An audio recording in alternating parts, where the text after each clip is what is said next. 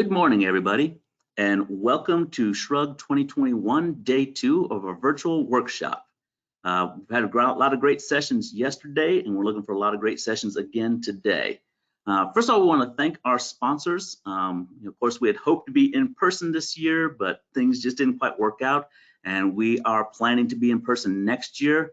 But we're happy to be able to provide this virtual conference to you, virtual workshop with you, and it was made possible because of these sponsors that you see on your screen right now. So if you have know any of the people that work with these organizations and companies, or you have professional dealings with them, next time you have contact with them, give them a thanks, because it's through their generous support that we're able to underwrite the entire cost of this workshop, so that we're able to deliver it to you again this year for no cost at all. So they really greatly appreciate our sponsors for that service. This morning's session, the first one we have going on this morning in this room, is going to be Will Meyers with Esri. He's going to be talking about ArcGIS Online, the new map viewer. And if you're like me, I don't like change a lot, and I was used to the classic viewer, but I have to say I have grown to really like this new map viewer. I find it very powerful, full of functionality, and it really just, it's a little intimidating at first because there is so much that you can do in the new map viewer. But once you get used to it, I think you're going to really enjoy it. So I'm looking really forward to hearing from Will and kind of his inside view of it, and maybe some inside tips in with it. Before we get going, if you do have questions, there is a question box you'll be able to see on your panel. So type your questions in there. We will possibly answer them during the time of talking to Will. If you have a question that's pertinent about what he's talking about, we'll ask it then. If not, we'll save it to the end. We do have a hard stop right around 9:45. Time. We have to be kind of wrapping up things by that time. So if we are going that farther and your question wasn't answered, please do reach out to us, and we'll be able to get that question answered to you. And a final notice before I do hand it over to Will is that this webinar is being recorded. So we just want to make sure everybody know that we are recording this webinar.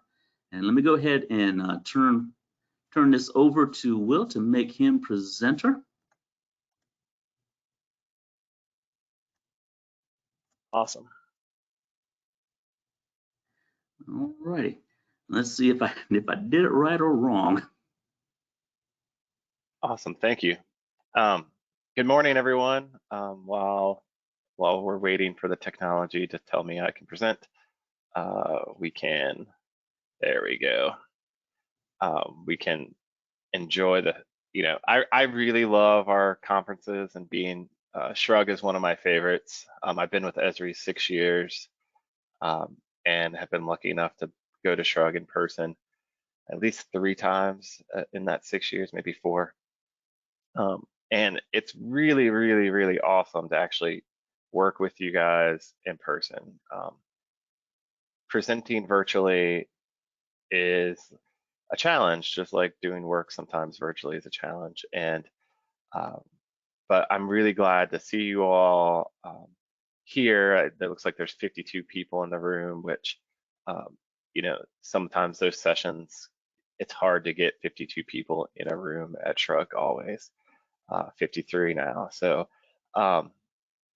but, with these virtual sessions, we can have, thousands of people watching them, which is a real honor and a real treat. So I'm going to go ahead and share my screen, and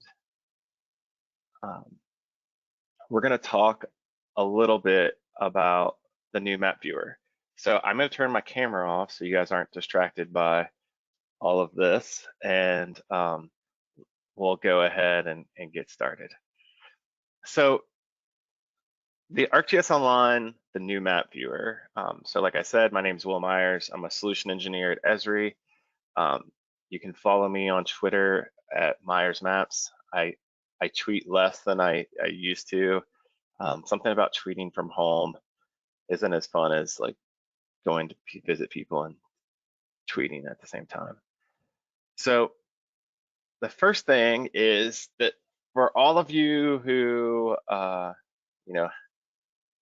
haven't been paying attention, the new map viewer is out of beta, right? So it was in beta for a long time, and with this release in ArcGIS Online and subsequent releases now of ArcGIS Enterprise, the map viewer is out of beta.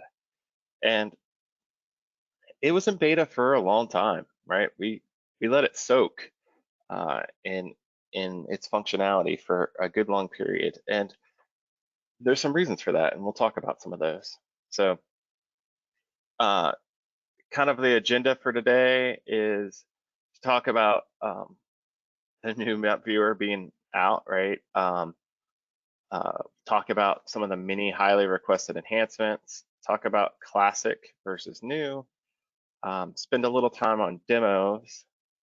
This presentation won't be all slides and it won't be all demos. And then try to equip you guys with some an understanding of where we're going and some additional resources that can help, right? So looking back a little bit, some of the highly requested enhancements for Map Viewer that have been requested for a long time were things like improved pop-ups, so multi-element pop-ups, so being able to mix multimedia and text and other things, the ability to dock pop-ups, the ability to just show attachments in the pop-up automatically, the ability to do full layer reordering, improved printing, map rotation, and then one of my favorites is actually bookmark reordering, right? Can't tell you how many times I've created a list of bookmarks and then said, oh, I'd really like to add a bookmark, and being able to reorder those bookmarks makes it really beneficial. And then also the ability to look at fields and get more information about those fields. So that was this time last year. So in 2020, we added things like multi-class scale dependent labels, right? So the ability to have labels that turned on at different scale dependencies and having multiple classes per feature, right? So at certain scale levels, maybe I'll only want to label certain functionalities, the ability to group labels, cluster labeling, right? So if I have a cluster of features, what's an appropriate way to label them? So if you saw the keynote yesterday with John Nelson, I didn't get to watch it live, but I did get to watch the recording last night. You'll see that we spent a lot of time, he spent a lot of time in Pro talking about layer blending, right? So those same layer blending capabilities are also available in this new map viewer. Some of the functionalities that you saw him do yesterday in ArcGIS Pro, all of those things are also similarly available in the ArcGIS Online Map Viewer. The ability to do enhanced bookmarks, we'll talk about that a little bit. The ability to do vector symbols, and constantly improving base maps. So in 2021, we've come out with additional functionality, and I'll show those this morning with you when we get to the demo, but improved map notes. So many of you were used to using map notes and old map viewer, the ability just to create different things. And those map notes, we call them sketches in the new map viewer. So those sketches really are a way to take a map and allow for rapid data entry or just markup, and we'll explore that a little bit within our demo. Next one is charting functionality, right? So being able to create and view charts within the web map, the above and below smart mapping style, right? So if you didn't know, we have several different smart mapping styles that will try to look at your data and figure out, hey, is this the best method, right? Is this the best method for visualizing that data? And it helps you make better maps by trying to show you some of the options that you could do with your data, but maybe you don't quite know that that's the best way to visualize something. And that's quite okay. I spend a lot of time here at Esri making really terrible maps, and those smart mapping functionalities really help me reduce the time it takes to make those poor quality maps that I often produce. So I really enjoy that, right? For those that don't know, I have never been told that I make a pretty map, but I make functional maps that are useful. So I like to think that somewhere someone likes what I do.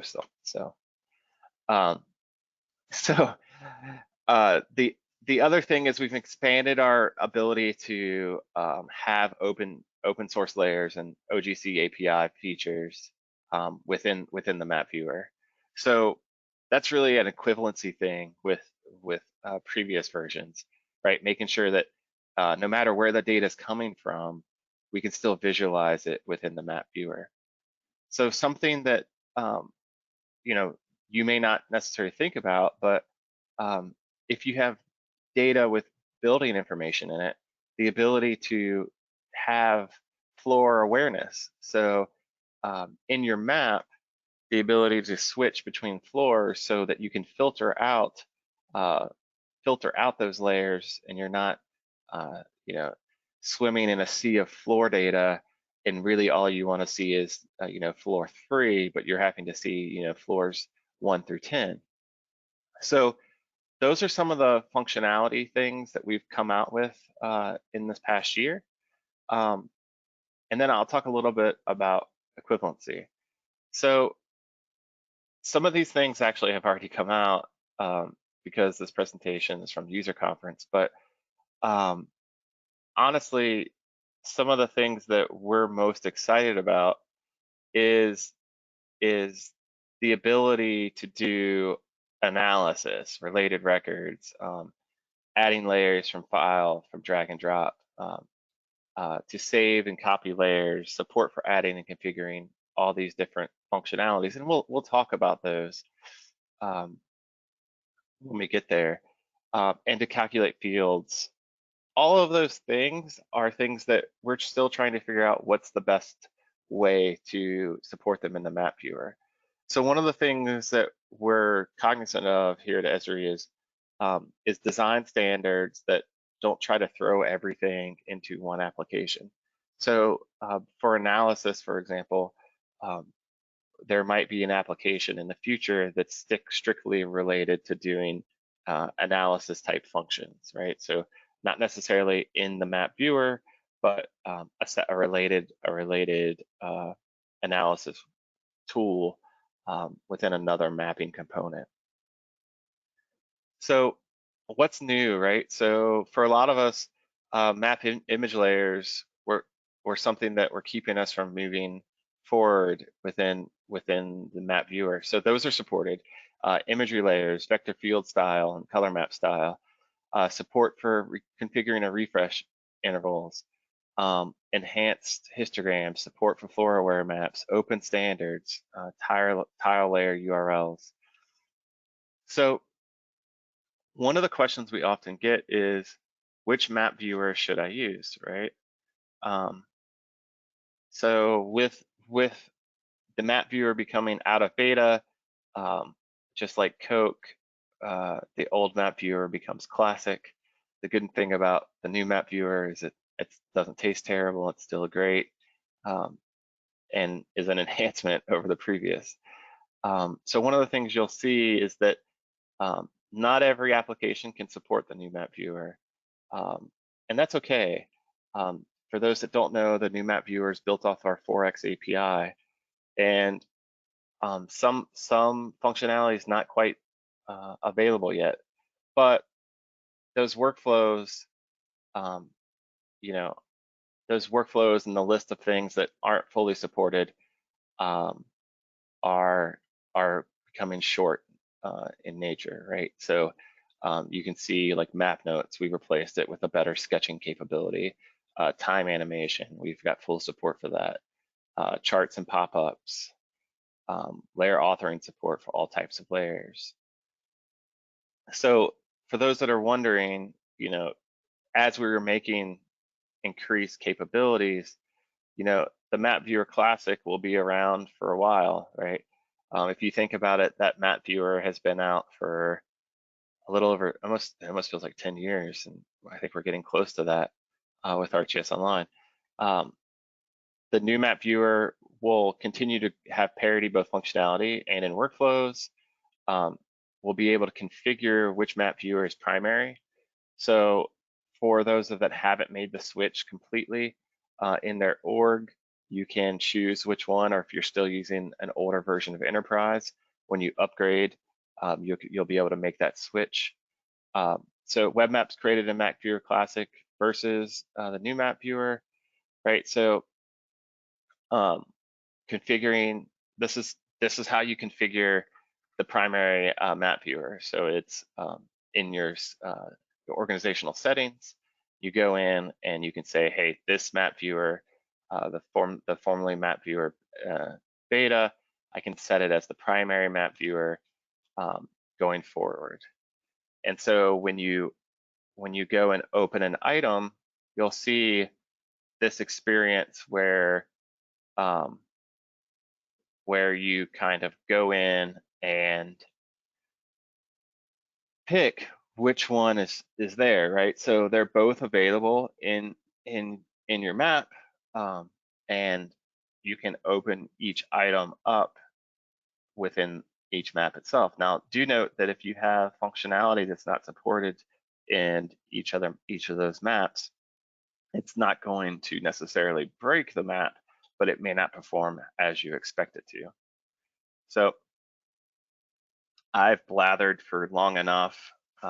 Let's get into the fun part and try to jump into a demo. So I'm going to attempt to move that. So can you guys see, can I get a confirmation that you can see my browser windows? Yes, I'm seeing the browser window. All right, thanks. So we're going to explore a little bit about how you get started with this. So first, like I said, the map viewer you can launch it from here. You can see I have Map Viewer Classic down here. And to tell you, since Map Viewer Classic has come out, I have yet to click on it. It still has that green, hey, this is new button, right? I spend most of my time in Map Viewer. So when we go into Map Viewer, let's talk a little bit about, what we see here. So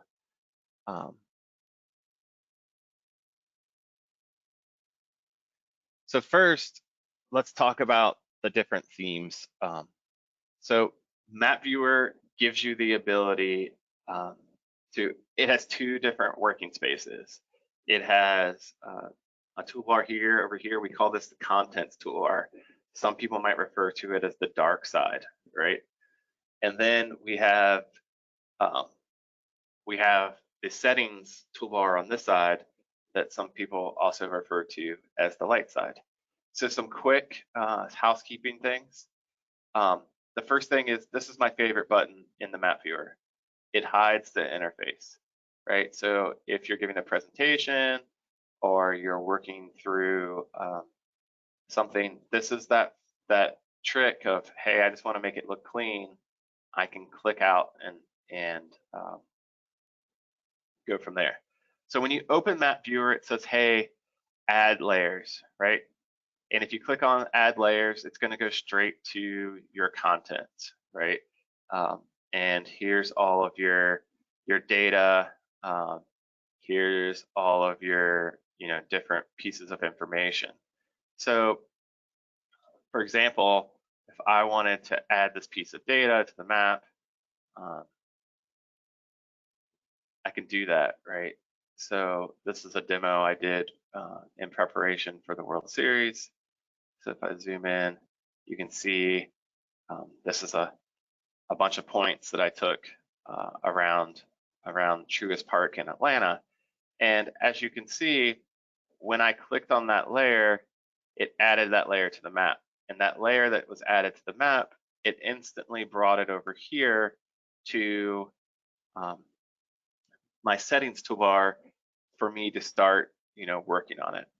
And you can see the first thing is I can go in my properties, and the first thing is I can switch between layers that I want to set as my active layer in my settings menu.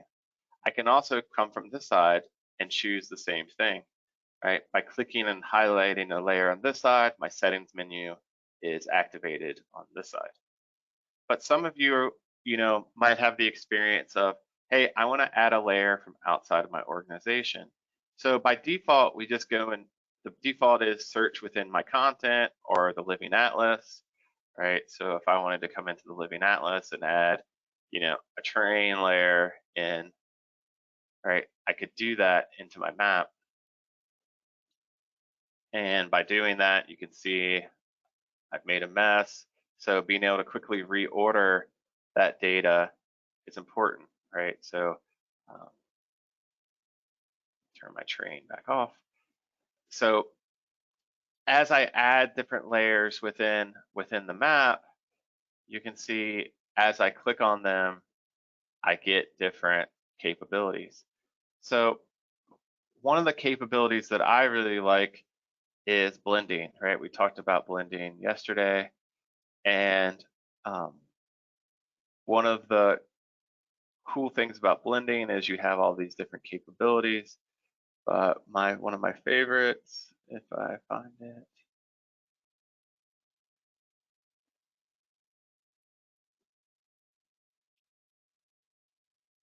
is multiply, right? So if I blend that, oh, I didn't do what I wanted to, but you can kind of see in there, you can see behind it a little bit. Let's see if we can clean that up a little bit, make it more transparent.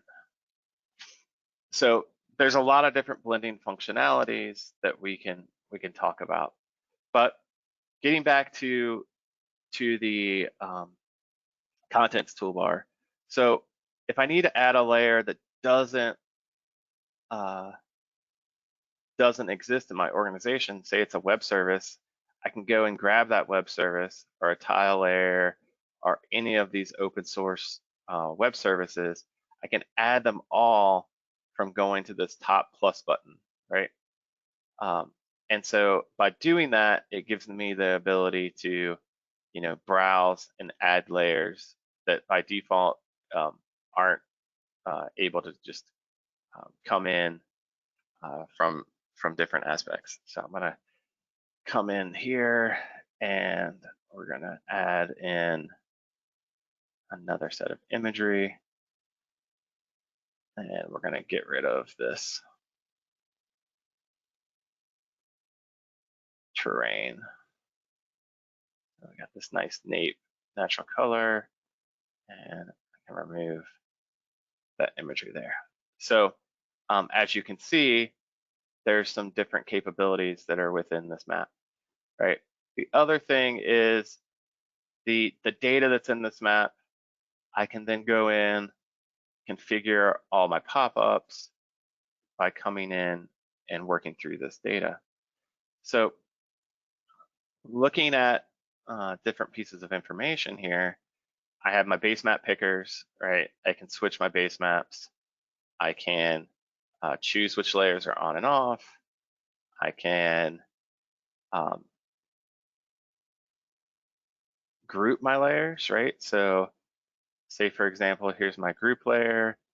I can add a layer to that group layer,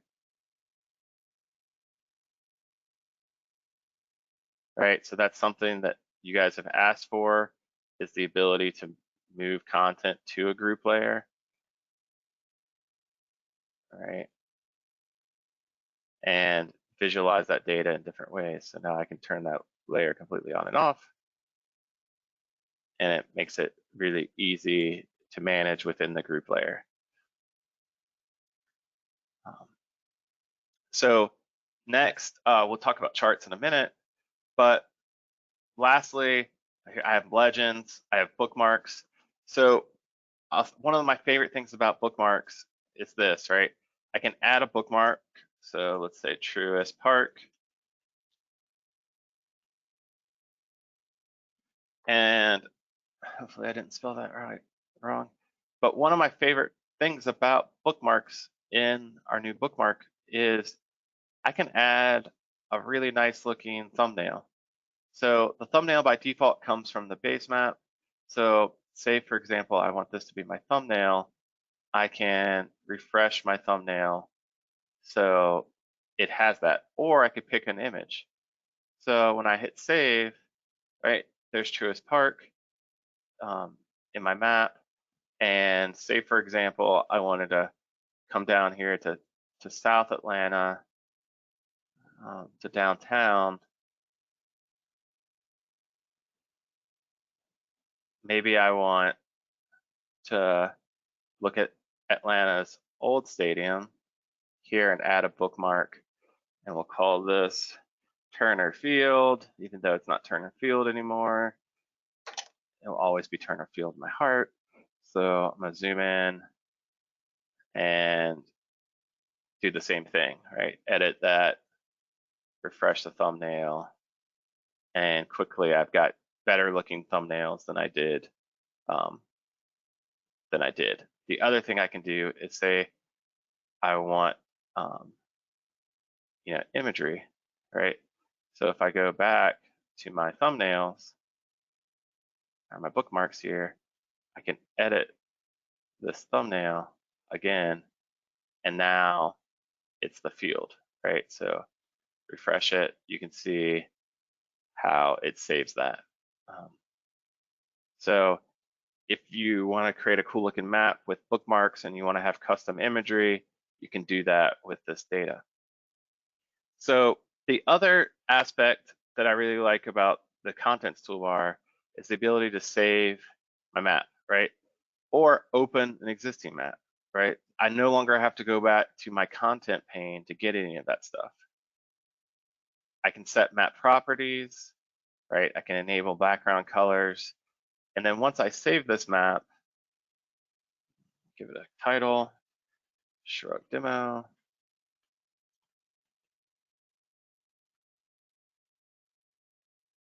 I can then jump in and start doing other fun things with it. So once you've saved a map, right? We talked about I could save it as a copy. I can open an existing map. That's just going to search my content and try to bring up other maps that are available. But my favorite thing about the new map viewer is the ability to both share the map, but also is the new applications experiences. So some of you have experience with these new applications, like the new dashboard, the new story maps, or experience builder. But one of the ones that often gets overlooked because one, it's newer, and two, it is always constantly having new functionality come out, is instant apps. So instant apps basically launches a set of apps that have different capabilities. So we have dedicated functionality of apps that for attachment viewing, right? So maybe I want to view the attachments that are in this map, or maybe I want to understand, hey, in my neighborhood, what's nearby? Or maybe I want to have a map that says, hey, if I click on a point, tell me everything about the zones, the polygons that are within my neighborhood. Tell me my zoning. Tell me when my trash gets picked up. Tell me when all of these things are going to occur, and I can instantly launch this application. So I'm going to choose this attachment viewer, and we're going to call it attachment, and we're going to see what that creates for us. I've never actually used our attachment viewer, and it's been updated recently, so let's see what we get. So you can see here, I get an app welcome page. So there's an express setup and functionality within the new map viewer. I can click next, I can choose what positions of things, how I want it, and then I can go from there. So it says, welcome, view a location's attachments. In addition to browsing through location details and attachments, use the following methods to explore the map. Select feature of the map. If a search box is available, search for specific feature. So let's say I click on a map here. You can see I have photos, right, in my map that I can click through, right? Or if I come up to one of these points, you can see, hey, here's different attachments that are in the map. And so some of you are like, oh, I know exactly what I can use this for. I can use this for damage assessment, or I could use it for this workflow. And that's the idea with instant apps. It's not necessarily meant to replace, functionality of Web App Builder, but it's designed to quickly go through, click on different features, and find and display the attachments in a way that are easy to render and easy for the user to visualize, right? So we've shown instant apps. I'm going to jump back into the map viewer, but you can see how you can use that really quickly to build an application that is exactly what you want it to be. The other thing is it's designed to work on multiple devices. Some of this data doesn't have attachments, but you can see I can take pictures of different things, and here's my attachments that are available, right? Okay, so now that we have all of my my attachments and you can view the data, let's talk a little bit more about functionality within the map viewer. So we've seen the map viewer, but we haven't really actually spent a ton of time with it. So we have a question that might be sure. relevant. Somebody's asking, can you set up map scale in the new map viewer? Map scale, like layer dependencies for your scales. You can. So let's talk about that. So I can choose within my map, and that's all the functionality of that's located on the right-hand side. So in my styles functionality, I can choose, hey, how is something rendered? But also, what are the properties of display? So one of the things is that just like in the old map viewer, it suggests for you, hey, what are the visual range? I can set, hey, only show at certain scales. And I can visualize that data at different levels. I can also set transparency, right? And then, like I was talking about earlier, you can set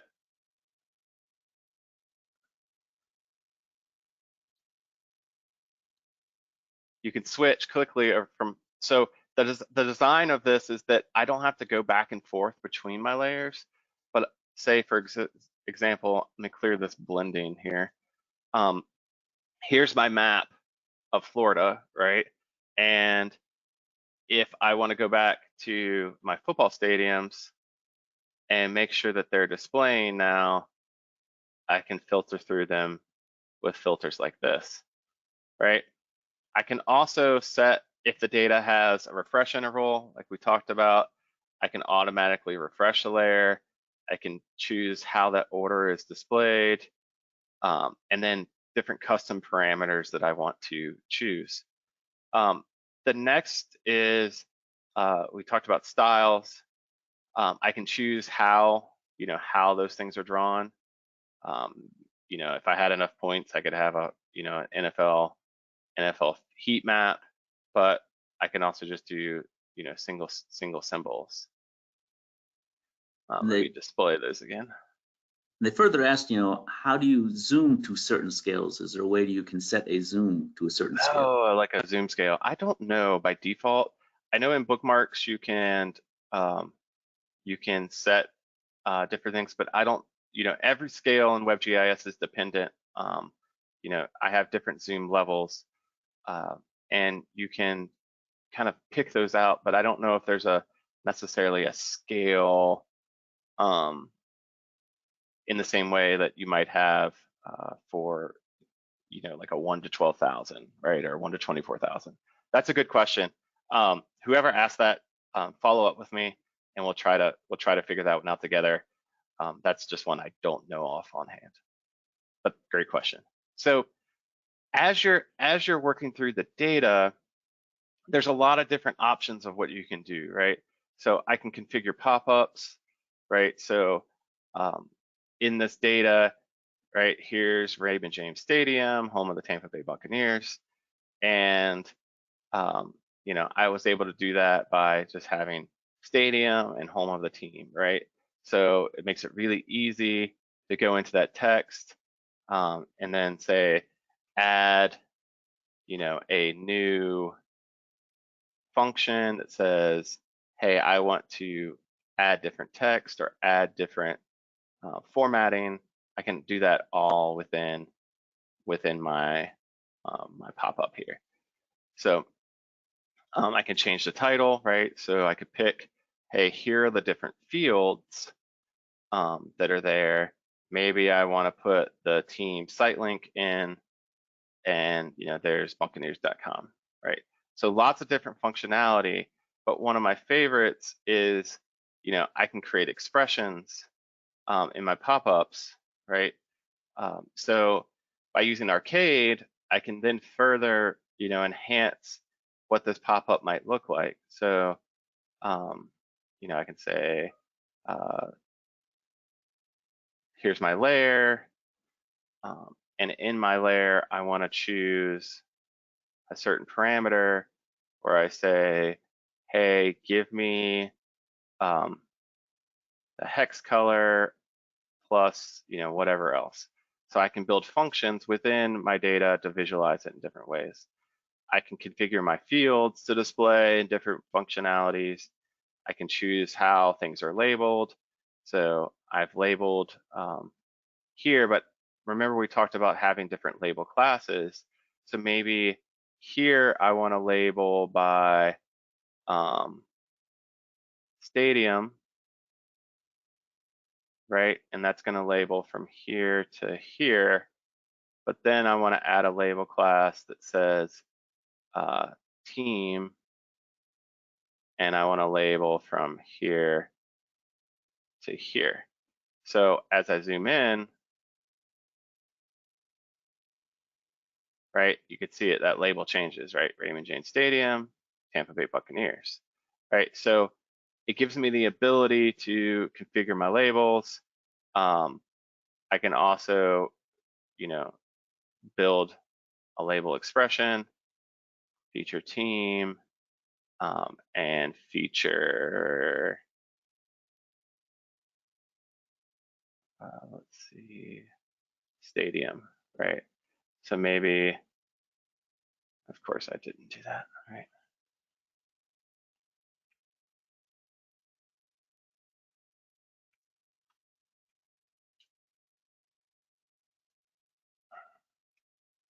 Live demos.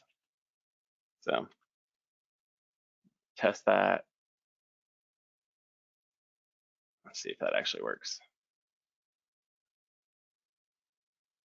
Oh, it came back as 0. All right, that's okay. But you see, like, you have control over what's there. I can come back and fix that to the team name. But as you're building, more complex maps, you can determine how you're going to label features, and I think that's really cool. I wanted to show a little bit about clustering, right? So clustering is really cool, cool functionality. So if I enable clustering on this data, you can see I have different clustering capabilities. The data is labeled at the cluster, which is really cool. It will add all the features together. You can see my points here. They now have clustered with different numbers of features. So really cool functionality there. We talked a little bit about charts. I don't claim to be the charts genius at Esri, and that's okay. I'm still learning it, but you can come in and configure charts here, right? So I have a chart here that has population density per square mile, and then I have a scatter plot that shows median household income as it relates to population density. So population density per square mile, low income, right? So here's really dense populated areas, low income. So if we click on that, we can see it should have selected. All right, cool. Selected a group up here in New York, right? So lower income, higher density, but then here's another one, high density, high income, right? So you can see, hey, there's some different, what are the population characteristics between, you know, this area up here versus downtown Manhattan, right? So Washington Heights neighborhoods, Harlem versus the, the areas of downtown Manhattan. And you can see the data in the chart is interactive with the map, right? That's really a cool functionality. So the last thing I'll wrap up with is sketch layers. Sketch layers are one of my favorite new functionalities.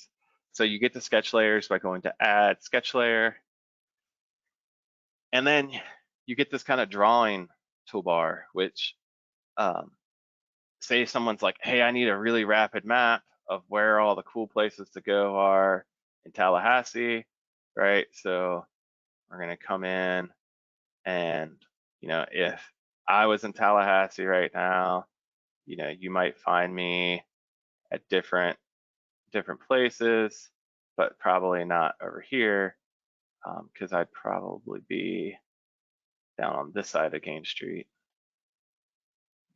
Let's see if we can pan a little bit.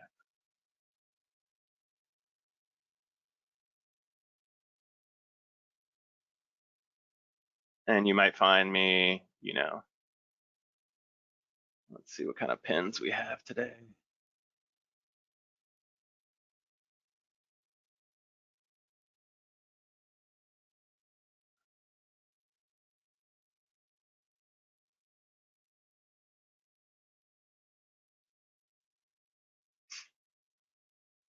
Oh, my internet's slow. I should have just, so you might find me like on a scooter, on Gain Street, kind of going this way, because I'm going down to Madison Social. Or you might find me on a bike, going this way. Or let's see, you might see some elephants, in this parking lot. So what's really cool about, all of this is you can create something really unique and colorful. You put some text here, like, let's say, I think this is Whiskey Horse.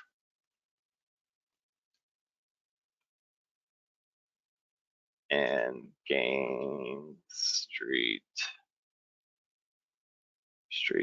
pies, right? And say done, and go back and start adding different stamps again. So just another way to do different things within the new map viewer. So with that, we're running low on time. If there's additional questions, happy to take them. If you want to send me an emails with questions, happy to take them. But it was a lot of fun to present with you guys today. I always enjoy presenting the Shrug. I'm hopeful that this time next year we can be together. For those that don't know, typically in the Southeast, we have the Southeast User Conference. We're looking to pick that back up this year, so look for some announcements of that in April, coming up here soon for April and May. They're still trying to figure out where that's going to be. I have a feeling it's going to be in Florida, but with that, I will say thank you again to everyone, to the committee at Shrug for putting this on. Thank you for attending. And if you want to learn more about the new map viewer, there's tons of resources out there. And I kind of just hit on a lot of high level stuff. So. All right. Well, thank you. And I do, we did have 2 questions. I know we're right at the 9:45 mark, but I happen to know the guy that's doing the next presentation in this room, so I think we can use a minute or 2 here. Okay. With it, there were 2 related questions someone asked. One, someone was asking about how do you add a photo as an attachment, and then the other one kind of related to it was, can you group or filter attachments such as like house damage or road damage? Those are both great questions. If it needs a follow-up, yeah, so I don't know offhand. I don't do a lot of editing within the new map viewer, and I don't know actually if you can add attachments through the new map viewer. I know that some of those things are on the roadmap. Those are great questions. As far as the filtering goes, you should be able to filter different things, but I don't with Arcade, but I don't necessarily know offhand if you're able to filter out different things based on attachments. That would be something I'd have to attempt. I've never had the pleasure of doing that. Sounds like tune in for the next episode. Did Ned ask that question? No, it wasn't Ned. Surprising enough, he gave compliments. All right. Well, I know there were a few other questions, but as Will said, you can reach out to him through his email. And if you want to get that email out, Will? Yeah, it's just wmeyers@esri.com. MEYERS, WMEYERS@esri.com. Yep. So if you have some specific questions, you can email them to Will. I want to greatly thank you for sharing this with it. Like I said in the beginning, I wasn't too sure about the new map, the new viewer, but the power in it and the functionality in it, it's really making it to be my new go-to. And now every once in a while, I'll go back to the classic viewer when there's something I want to do that I know how to do real fast in it. But it's about the only time I'm using the classic viewer now. So really appreciate you sharing this with it, and also appreciate everybody else participating with this. We do have more sessions coming up, so take a look at your calendar of events and sessions and pick out your favorite one to attend to, which they'll be starting in just over 10 minutes from now. Thank you, everybody, and you'll have a great day. Thanks.